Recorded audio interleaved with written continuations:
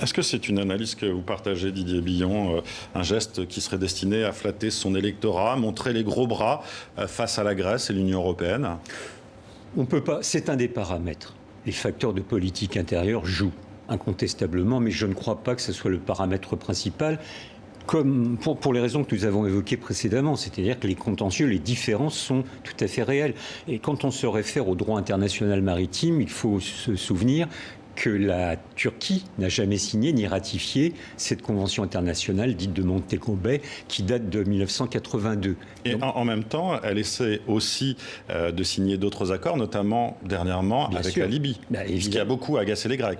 C'est pour le moins qu'on puisse dire. C'est-à-dire qu'au mois de novembre dernier, la Turquie, au vu de la situation géographique que nous avons décrite précédemment, a signé une convention avec le gouvernement officiel reconnu par les Nations Unies. Absolument. Pas celui du maréchal Haftar. Et donc, quand on regarde les cartes, d'ailleurs, ce n'est pas très habile de la part des Turcs, puisqu'il y a une sorte de couloir dessiné au cordeau à travers la Méditerranée, mais alors qui exclut là les Grecs, de grosses îles grecques, pas des îlots, la Crète par exemple, de cet accord et de la possibilité pour les Crétois d'accéder à leur mer territoriale. Donc vous voyez, il y a une sorte de surenchère, et comme le dit votre reportage, nous sommes dans une situation de tension extrême où les incidents peuvent se multiplier. Je ne crois pas du tout à la possibilité d'un embrasement sous-régional général, ça je ne le pense pas, et j'espère ne pas me tromper, mais nous ne sommes pas à l'abri d'incidents. Et d'ailleurs, au cours des derniers jours, aux dernières semaines, il y en a déjà eu. Mais quel type d'incident alors ?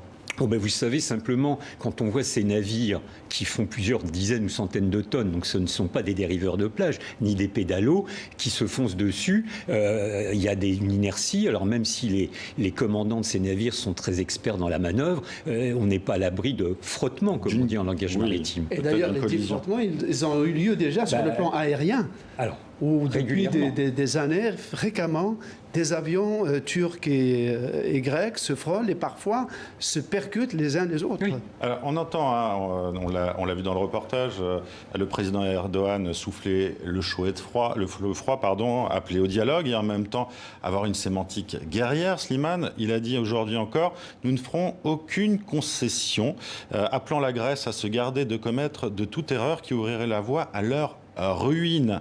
C'est fort, non, quand même. Mais est-ce que, Slimane, à votre avis, vous pensez qu'il pourrait aller jusqu'à un affrontement militaire ou pas? Alors, symptomatiquement, il a fait cette déclaration. Les images qu'on vient de voir commémorent la bataille de Manzikert, qui a eu lieu en 1071, qui est la première grande victoire des Turcs contre les Byzantins.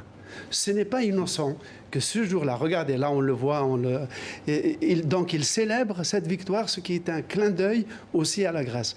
Maintenant, est-ce qu'il peut y avoir un affrontement militaire entre deux membres de l'OTAN? La Turquie, il faut bien le rappeler. La Turquie est la deuxième armée de l'OTAN. Ce qui veut dire que les officiers grecs et turcs sont formés selon les mêmes standards, dans les mêmes écoles, se connaissent, que les matériels militaires des uns et des autres sont formataux. Par exemple, les bateaux de guerre turcs qui accompagnent le bateau prospecteur sont des bateaux français équipés de missiles Exocet français. Donc on est en famille d'une certaine manière. Donc une guerre entre des dérapages, c'est possible. Des incidents graves, peut-être meurtriers, c'est possible, mais une conflagration, je ne le crois pas. D'ailleurs, en 1974, quand l'armée turque a envahi Chypre et qu'il y a eu des affrontements et des morts, les deux armées ne sont pas entrées en conflit au point que la Grèce s'est retirée de l'OTAN parce que l'OTAN, selon elle, n'avait pas empêché les Turcs d'envahir Chypre. Mais justement, je voudrais revenir aussi sur le rôle des États-Unis, qui aujourd'hui ont mené des exercices militaires avec la Turquie, la marine américaine, donc était avec la Grèce. Avec la Grèce, oui, pardon, justement. Pour quelles raisons les États-Unis ont fait cela? Pour dire justement aussi aux Turcs, vous faites partie de l'OTAN, nous aussi. Calmez-vous. Est-ce qu'il y a cette volonté-là, à votre avis, sachant aussi qu'il y a cette base de l'OTAN en Turquie, qui est Incirlik, si je le prononce bien, où il y a énormément... Qui est une des plus importantes, voilà, où il y a énormément des armes nucléaires tactiques qui sont proposées. Et surtout, il y a aussi beaucoup de militaires américains qui gèrent l'Afghanistan et tout ça. Donc c'est vrai que là, il y a un imbriquement, enfin je ne sais pas si c'est un bon terme, si j'invente aussi, mais il y a une imbrication fabrication, pardon. Voilà, on a l'impression que ça y est, tous les acteurs internationaux sont là, sont en train de dire peut-être on calme le jeu. Slimane l'a dit, on fait peut-être partie d'une même famille.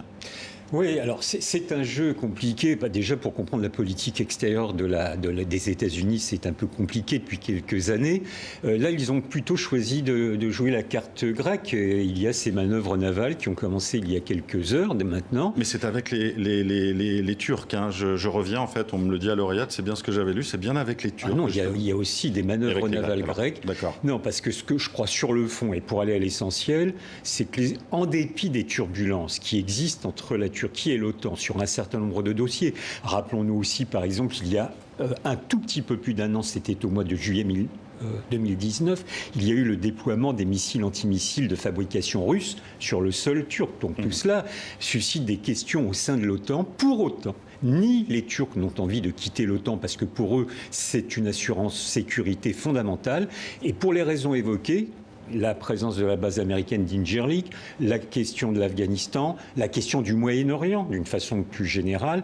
Les décisionnaires du département d'État à Washington considèrent que la Turquie reste un élément indispensable de la stabilité régionale, en dépit des turbulences. Oui, depuis la guerre froide, la Turquie fait office de rempart du flanc sud-est de l'OTAN, clairement. Alors, vis-à-vis de la Russie et aujourd'hui vis-à-vis de l'Iran, de l'Afghanistan.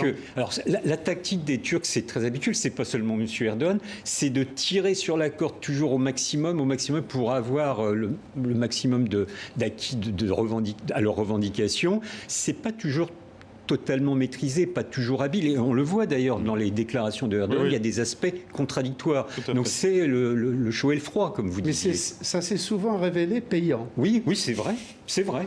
Il y a aussi cette question que je voudrais aborder, on arrive à la fin de cet entretien, c'est le fait que le président Erdogan ait décidé de reconvertir à Istanbul Sainte-Sophie et Saint-Sauveur Incora.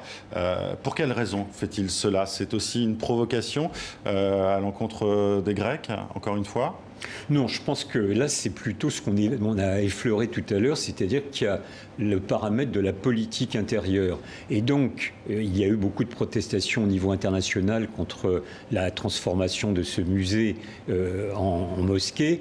Mais c'est pour Erdogan la façon d'affirmer, alors c'est sûrement maladroit, mais d'affirmer qu'il décide que la Turquie est un État souverain et que personne ne peut lui dicter sa voie. Je ne crois pas qu'on puisse parler de provocation. On peut considérer que ce n'est pas totalement habile, que ce n'est pas totalement contrôlé, mais comprenons bien qu'en Turquie, pas seulement chez les électeurs de M. Erdogan, cette décision de retransformer Sainte-Sophie en mosquée est plutôt bien passée au sein de l'opinion publique. Donc c'est un facteur dont il faut tenir compte parce que cet homme-là fait de la politique et c'est souvent, et vous me pardonnez l'expression, un animal politique. Donc il sait comment réagit son opinion publique.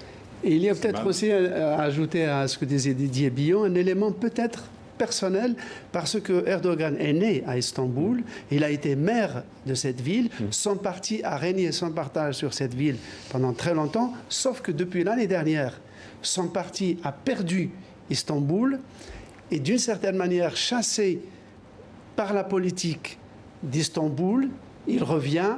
Il essaye de revenir dans cette ville, comme le conquérant Mehmed II en 1453. Il réoccupe. D'ailleurs, il évoque souvent ce premier conquérant de Constantinople, d'Istanbul.